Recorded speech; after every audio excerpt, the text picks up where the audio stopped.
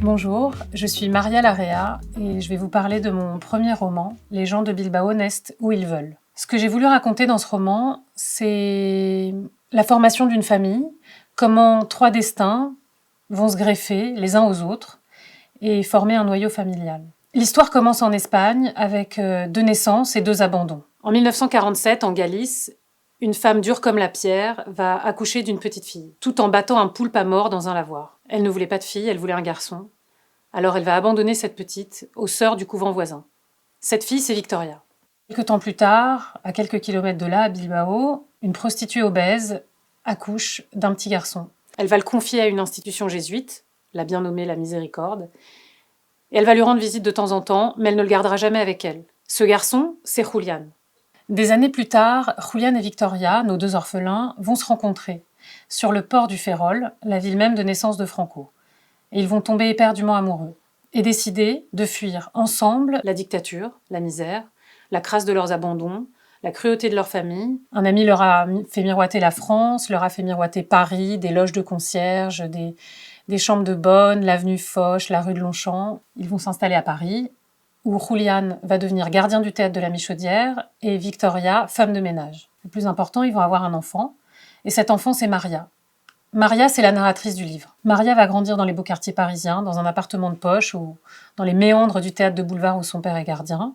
Elle va grandir entourée des fantômes de ce théâtre, Pierre Freinet, Sacha Guitry, mais aussi entourée des armes à feu de son père, qui est basque et nationaliste, et tout ça dans des odeurs d'eau de javel de sa mère, qui est femme de ménage. La narratrice va pourtant s'extirper de ce milieu, faire des études de cinéma, fonder sa propre famille, mais elle ressent en elle quelque chose de bancal. Il y a une souffrance étrange, qu'elle ne s'explique pas, et qui fait qu'un jour, elle va consulter une tarologue. À l'âge de 27 ans, un tirage de cartes va donc bouleverser son existence. En effet, la tarologue va suggérer que son père n'est pas son père, et que sa mère cache un grand secret sur sa naissance. La narratrice va sortir remuée, émue, bouleversée par ce tirage, cet entretien, mais ça résonne en elle, et je ne le sais que trop bien, parce que la narratrice de ce roman, Maria, c'est moi.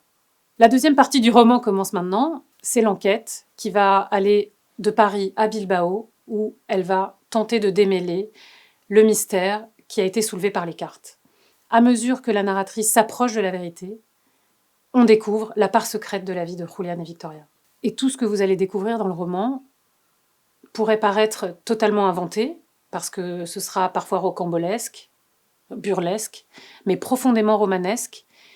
Et pourtant, tout est vrai, parce que ce roman, c'est ma vie. Il y sera question de franquisme, d'opus dei, de théâtre, de coups de feu, de bébés abandonnés. Mais surtout, dans ce roman, il y a Julián et Victoria, mes parents, avec leur histoire officielle et officieuse, et mes tripes, mon histoire, mon sang, mon ADN, et mon amour pour la langue française, pour les mots, parce que c'est grâce à la littérature que j'ai pu débusquer une vérité, et grâce à la littérature que j'ai pu me questionner sur ce qu'est être une mère, et ce que cela signifie d'être la fille de quelqu'un ou la fille de personne.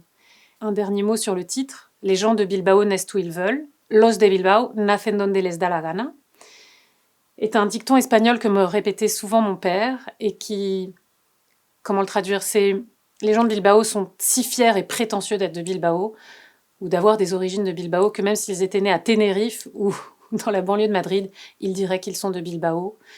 Et je ne vous l'ai pas dit, mais je suis née à Bilbao. Et avec ce roman, j'espère être née une deuxième fois.